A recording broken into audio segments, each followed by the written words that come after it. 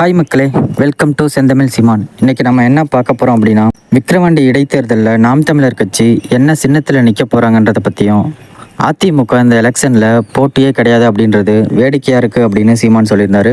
இதை பற்றி தான் இன்றைக்கி வீடியோவில் பார்க்க போகிறோம்.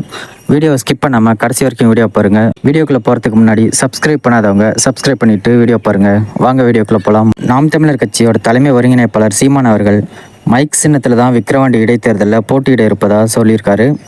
அதோட இனிமேல் கரும்பு விவசாய சின்னத்தில் நாங்கள் போட்டியிட மாட்டோம் அப்படின்னு சொல்லியிருந்தாரு.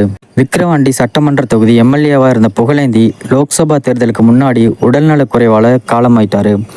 இதுக்கப்புறம் காலியாக இருந்த அந்த தொகுதிக்கு அடுத்த மாதம் 10ஆம் தேதி இடைத்தேர்தல் அறிவிக்கப்பட்டிருக்கு. திமுக சார்பில் அன்னியூர் சிவா வேட்பாளராக அறிவிக்கப்பட்டிருக்காரு. பாஜக தலைமையிலான தேசிய ஜனநாயக கூட்டணியில் பாமக இந்த தொகுதியில் போட்டியிடுது. பாமக வேட்பாளராக அன்புமணி போட்டியிட இருக்காரு. நாம் தமிழர் கட்சி சார்பில் அபிநயா போட்டியிடுறாங்க. பிரதான எதிர்க்கட்சியான அதிமுக போட்டியிடவில்லை அப்படின்னு அறிவிச்சிருக்கு. இதனால விக்கிரவாண்டி தொகுதியில் மும்முனை போட்டி நிலவுது. நடந்து முடிஞ்ச லோக்சபா தேர்தலில் கரும்பு விவசாயி சின்னம் கிடைக்காதனால மைக் சின்னத்தில் போட்டியிட்ட சீமானோட நாம் தமிழர் கட்சி 8% வாக்குகளுக்கு மேலே பெற்றுச்சு. இதனால் மாநில கட்சி அப்படின்ற அங்கீகாரத்தை வாங்கிட்டாங்க. மைக் சின்னத்தில் போட்டியிட்ட போவும் கூட சீமான் கட்சியோட வாக்கு சதவீதம் உயர்ந்திருப்பது அக்கட்சியினருக்கு மகிழ்ச்சியை கொடுத்துருக்கு. அப்படி இருந்தும் விக்கிரவாண்டி தொகுதியில் நாம் தமிழர் கட்சி எந்த சின்னத்தில் போட்டியிடும் அப்படின்ற எதிர்பார்ப்பு அந்த கட்சியினர் மத்தியில் நிலவிட்டுருக்கு. இந்த நிலைமையில மைக் சின்னத்தில் தான் விக்கிரவாண்டி தொகுதியில் போட்டியிட இருப்பதா சீமான் சொல்லியிருக்காரு.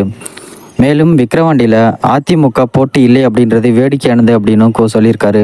அதை பற்றி சீமான் என்ன சொல்லியிருக்காரு அப்படின்னா, இடைத்தேர்தலில் ஆளும் கட்சியே வெற்றி பெறும் அப்படின்ற நிலை தமிழ்நாட்டில் இருக்குது.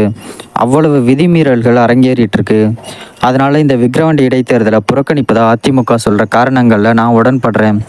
ஆனால் அதே சமயம் அதிமுக ஆளும் கட்சியாக இருந்தப்போ நடந்த இடைத்தேர்தல்களில் நடந்த முறைகேடுகளில் மக்கள் இன்னும் மறக்கலை அப்படின்னு சொல்லியிருந்தாரு. அதனால தான் இந்த தேர்தலை புறக்கணிப்போம் அப்படின்னு அதிமுக சொல்கிறது வேடிக்கையாக இருக்குது. நாம் தமிழர் கட்சி எப்போதும் போல தனித்தே போட்டியிடும். மாநில கட்சி அந்தஸ்து கிடைச்சதுக்கப்புறம் நாங்கள் சந்திக்கிற முதல் தேர்தல் இது அப்படின்னு சீமான் சொல்லியிருந்தாரு. லோக்சபா தேர்தலில் போட்டியிட்ட மைக் சின்னத்தில் தான் போட்டியிட முடிவு செஞ்சுருக்கிறோம். இந்த தேர்தலுக்கு அப்புறம் நாம் தமிழர் கட்சிக்கு தனி சின்னத்தை கேட்போம்னு சொல்லியிருந்தாரு.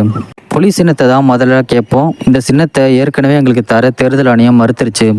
புலி சின்னம் கிடைக்கல அப்படின்னா விவசாயி சின்னம் கேட்போம். ஆனால் முன்னாடி வச்சுருந்த கரும்பு விவசாயி சின்னம் வேண்டாம் அப்படின்னு முடிவு செஞ்சிட்டோம் அப்படின்னு சீமான் சொல்லியிருந்தாரு. ஓகே மக்களே, இதே மாதிரி சீமானை பற்றி நிறைய அப்டேட் தெரிஞ்சுக்கணுன்னா அந்த சேனலை சப்ஸ்கிரைப் பண்ணிக்கோங்க.